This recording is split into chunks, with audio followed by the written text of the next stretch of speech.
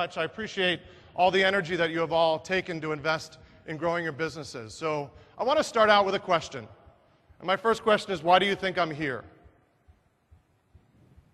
So do you think I'm here to motivate you? Yes? No?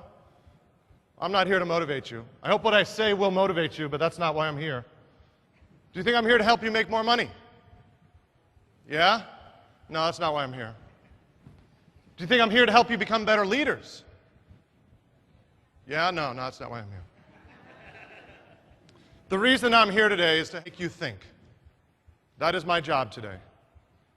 And the first thing I want you to think about, because I think about it just about every day, is for those people that have started a business and are running a business today, I want you to think about that day.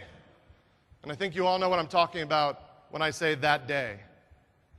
And that day is the day that you decided that you could never work for anybody else again, that day. And for me, it was March 2nd, 1993. And my last day of my last job was April 15th, 1993. Not that I remember dates, but those two dates I do remember. And I remember what caused me to want to go out on my own. I remember the vision and the passion and the energy that I had. And it's 17 years later, and I can tell you that I have more energy and passion about running my own business than I ever had.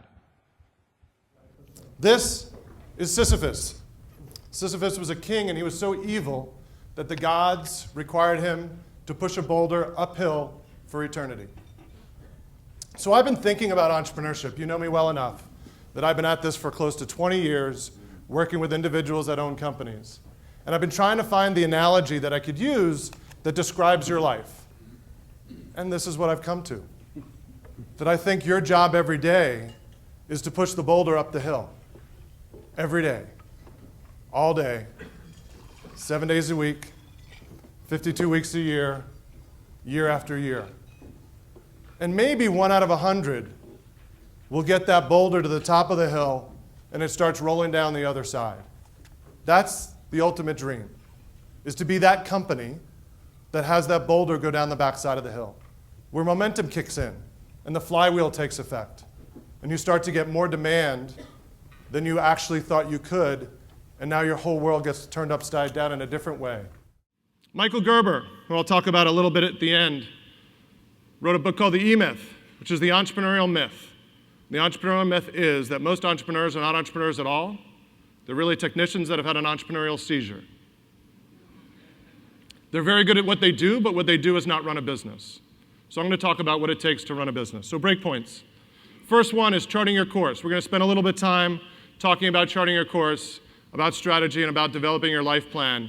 And at the end of this, I'm going to talk a little bit about my life plan. Building your pit crew, recruiting talent. I said before that business is easy, people are complicated. The single biggest asset that you have in your business, especially in these companies where you're service-oriented, are your people. And how are you treating your people and how are you building your organization? The piece that I think causes the most challenges, communications. We're going to spend a significant amount of time over the next 20, 30 minutes talking about human communications and how it affects your businesses.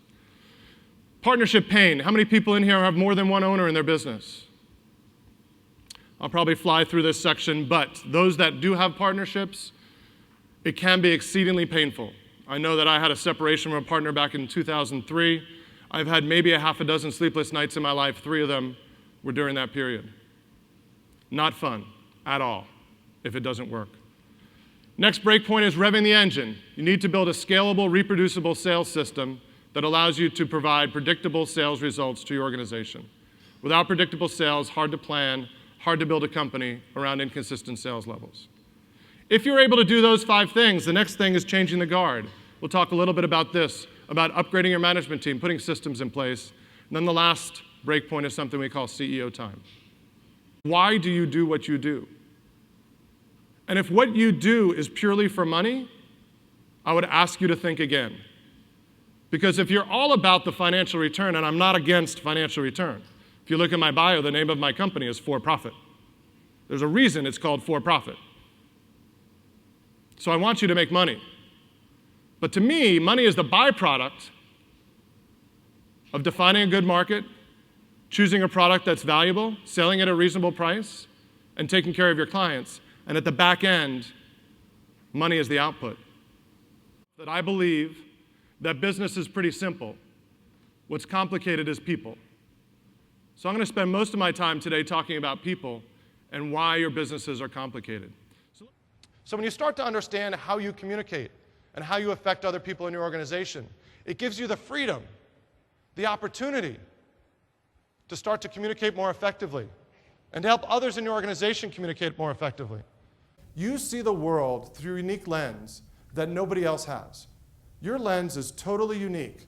What I want to do is break down why it's unique and things that you need to think about, because the only way that you can create change in your organization is to understand yourself first.